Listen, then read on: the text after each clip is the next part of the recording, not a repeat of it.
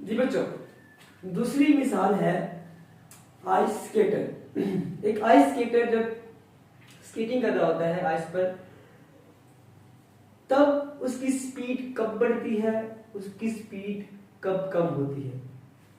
बच्चों, जिस तरह से हमने अपने पिछले टॉपिक में देखा कि जब हम अपने आर्म्स को स्ट्रेच करते हैं, इस तरह से स्ट्रेच करते हैं, तो दरअसल हम अपने फासले को सेंटर से कम कर रहे होते हैं। ठीक है बच्चों, तो जैसे ही फासला कम होता है तो एंगुलर मोमेंटम और एंगुलर वेलोसिटी जो है वो बढ़ जाती है।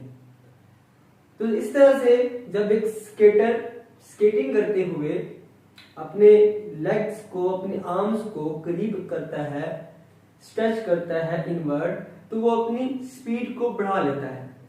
फिर जैसे ही वो अपने बाजुओं को इस तरह से करता है तो वो अपनी स्पीड को कम कर लेता है, क्योंकि मोमेंट ऑफ इनर्शिया सेंटर से जो फासला होता है वो बढ़ जाता है। When a spinning skater stretched his arms and legs, he decreased moment of inertia and increased in angular velocity. जब स्पिनिंग स्केटर स्ट्रेच करता है हिज आर्म्स को एंड लेग्स को, ही डिक्रीज कर रहा होता है, कम कर रहा होता है मोमेंट ऑफ इनर्शिया को, एंड इंक्रीज बढ़ा रहा होता है एंगुलर वेलोसिटी को।